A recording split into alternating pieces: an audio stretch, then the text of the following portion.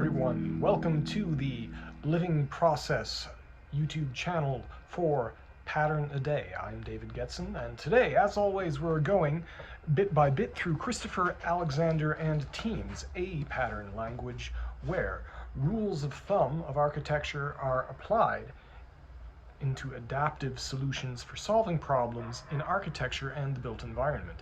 So today, we have pattern number 48.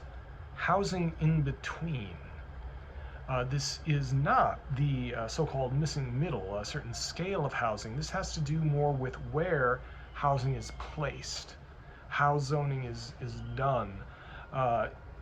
Before the 20th century, before what they would call modern industrial zoning, you would have housing interspersed with industrial areas, and well, sometimes this caused some big problems. You could imagine with pollution, with noise, with traffic, with things like that. There's kind of an overreaction to this. The zoning that we're all familiar with is that you'll have a commercial district, residential district, a retail district, with everything separated, and sometimes there are laws that enforce this. So what's the problem with that? Many.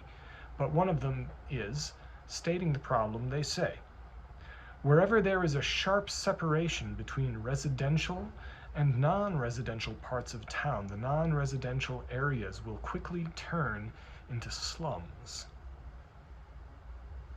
Therefore, we'll get to that soon, but again, a lot of this is rooted in Jane Jacobs' observations. This written in 1977, Jane Jacobs from the mid-60s, the idea that the eyes on the street. If you have an industrial area, just like with anything, places will go into and out of business, and without some type of mixed use there. And you can see this in places. There are places which I won't necessarily want to name around here that get a bit like that. It's run down, it's unpleasant, the property values in the area drop. There isn't a good reason for people to just be there as they would if they lived there, or if they were recreational areas there. And so then you get people who are,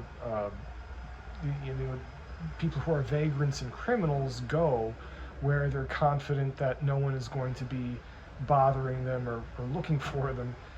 So how do you solve this? How do you take care of this? Well, you get rid of this strict separation of zoned uses, or at least you ameliorate it. So that's what they're saying. They're saying build houses into the fabric of shops, small industry schools, public services, universities, all those parts of cities which draw people in during the day. This is that eyes on the street phenomenon, but which tend to be non-residential. The houses may be in rows, or the housing hills with shops beneath, or they may be freestanding, so long as they mix with the other functions, making the entire area lived in. So they're advocating here for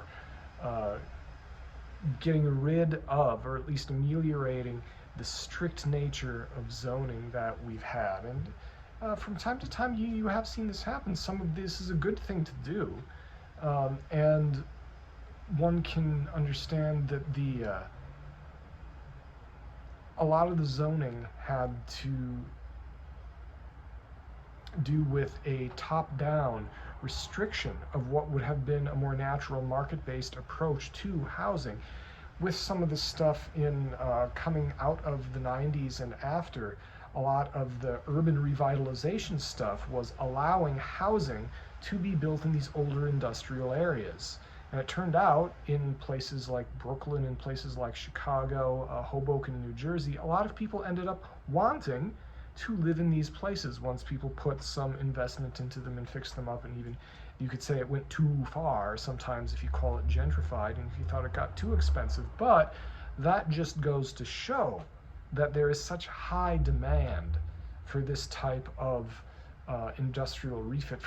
There's high demand for urban fabric building to begin with. So we should certainly be making more of that type of thing. So what do we have coming up tomorrow? Coming up next is 49, local looped roads, another kind of traffic circulation solution. So we'll see you then.